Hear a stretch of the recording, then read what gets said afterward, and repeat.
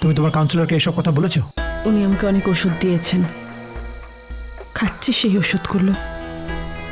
আমাকে বলেছে এসব কথা না ভাবতে, মরে যাওয়ার চিন্তা মাথায় না আনতে। আর বলেছে যে যখন আমার খুব মন খারাপ হবে, এই চিন্তাগুলো আমার মাথায় আসবে, তখন যেন আমি ওনাকে ফোন করি। উনি আমার সাথে কথা বললেই যে মাঝে মাঝে এগুলো আমাকে খুব ট্রিগার করে, সেটা ঠিক হয়ে যাবে। শোনো বর্ষা, আমি আমি আজকে বাড়ি গিয়ে সবার সঙ্গে একবার কথা বলি, আলোচনা করে দেখি। আর আমাদের এটাও ভাবতে হবে যে আমরা আবার একসঙ্গে নতুন করে নতুন জীবন শুরু করতে পারবো কিনা। তুমি কি চাও?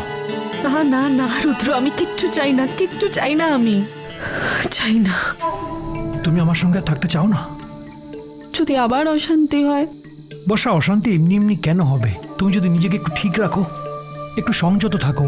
আমি বিশ্বাস করি না রুদ্র, আমি কিচ্ছু বিশ্বাস করি না, আমি আশাই করি না। আর আমার এত সৌভাগ্যই নেই। পেয়েছিলাম তো সব, সব তো নিজের দোষে হারিয়েছি। বলো, ঈশ্বর আমাকে শাস্তি দিচ্ছেন, কিন্তু আমি চাই তুমি ভালো থাকো। তুমি নিজের মুক্তির পথ খুঁজে নাও রুদ্র, নতুন কাউকে খুঁজে তুমি তোমার জীবনে খুব ভালো থাকো।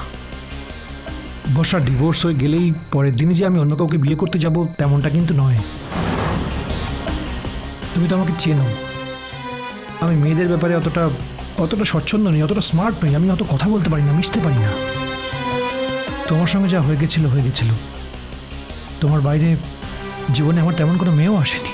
তুমি সত্যি খুব ভালো ছেলে রুদ্র, তোমার মতো ভালো ছেলে কতজনের ভাগ্যে জোটে বলো। তাও তো যখন আমি বলছি আর একবার ভেবে দেখি চলো, তুমি তো রাজি হচ্ছ না। ভয়? কিসের ভয়ে? যদি মানিয়ে চলতে না পারি? কেন পারবে না বর্ষা? তাছাড়া মামনি, নতুন কাকু কেউই আমাকে আর মেনে নেবে না। আমি তো বললাম তোমাকে বর্ষা, সে দায়িত্ব আমার, আমি বুঝিয়ে বলবো, কথা বলবো। আর রুদ্র দেখো, ওরা তো সুন্দর করে সংসার করছে, বলো আমাকে, যারা শান্তিতে আছে, আমি গিয়ে সেটা আর নষ্ট করতে চাই না। তোমাদের সাজানো গোছানো সংসারটা আমি আর তছনছ করতে চাই না। শোনো বর্ষা, তোমাকে নিয়েই কিন্তু সবাই ভালো থাকতে চেয়েছিল। আমার মা তার বড় ছেলের বিয়ে কিন্তু খুব আনন্দ করেই দিতে চেয়েছিল, কিন্তু এই বিয়েতে প্রথম থেকে কিছু না কিছু গন্ডগোল থেকেই গেছে। তোমার বাবা মার অ্যাটিটিউড বলো বা তোমার অ্যাটিটিউড বলো, কোনোটাই কিন্তু ম্যাচ করেনি। সেটা কিন্তু একটা লার্নিং। আমার মনে হয় সেখান থেকে একটা শিক্ষা নিয়ে তুমি নতুন করে এগোতে পারো তো, নতুন করে ভাবতে পারো তো। অবশ্য আমরা ওয়ান স্টেপ ফরওয়ার্ড যেতে পারি না? আগের ভুলগুলো আমরা আর করবো না। আগের ভুলগুলো তুমি যদি একটু এড়িয়ে চলো তাহলে তো মিটে যায়। আমি পারবো রুদ্র, আমি আছি তো, আমি তোমাকে গাইড করব। দেখি বর্ষা, তুমি রাস্তার মধ্যে দাঁড়িয়ে এভাবে কাঁদছো কেন? প্লিজ কেঁদো না, আমার খারাপ লাগছে। আমি তো বললাম আমি বাড়ি গিয়েই আজকে সবার সঙ্গে কথা বলবো। আচ্ছা, তুমি গাড়িতে বসবে? চলো কোথাও কোনো রেস্টুরেন্টে গিয়ে বসি। না না না না, এভাবে কাঁদছো তুমি? না না না, থাক। থাকবে কেন? আমি কি তোমাকে এভাবে রাস্তার মধ্যে ছেড়ে দিয়ে চলে যেতে পারি? তুমি এভাবে কাঁদছো,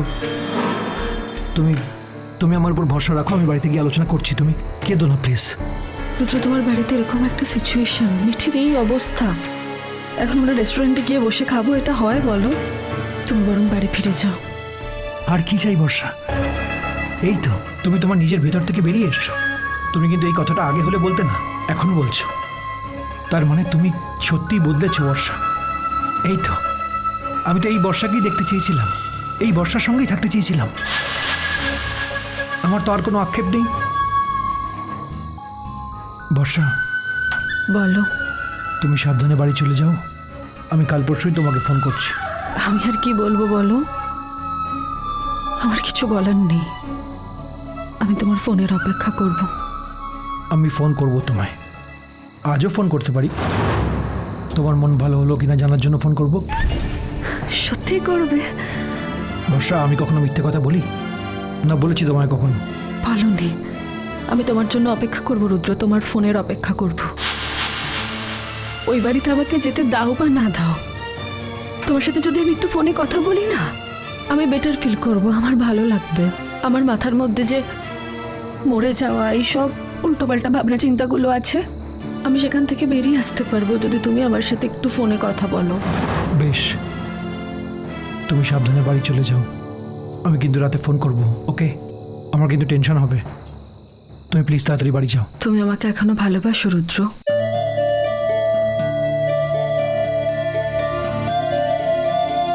উত্তর দিলে না, তার মানে আর বাসো না?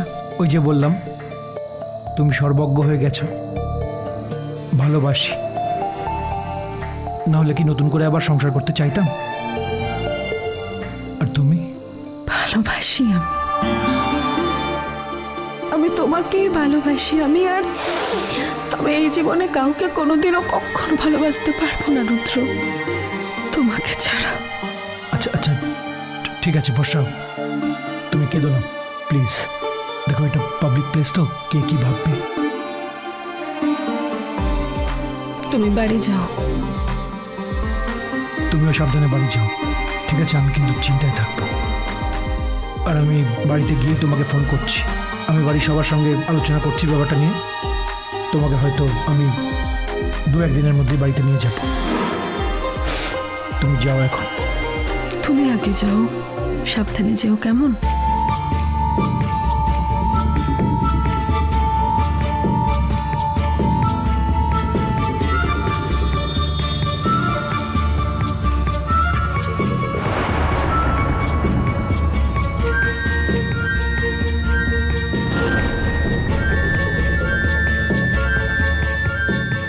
চিন্তা করো না, সব ঠিক হয়ে যাবে।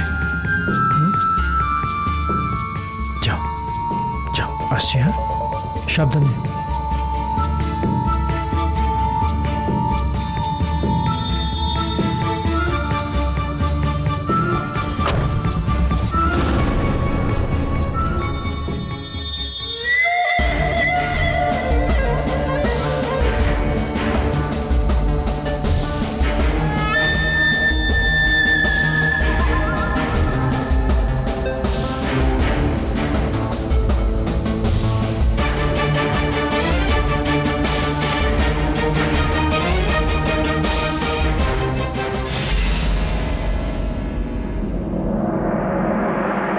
কোনো চিন্তা নেই মিঠি, যারা অপরাধী তাদের চোখে আঙুল দিয়ে দেখিয়ে দিবি এদের শাস্তি হওয়া দরকার, বুঝেছিস তো?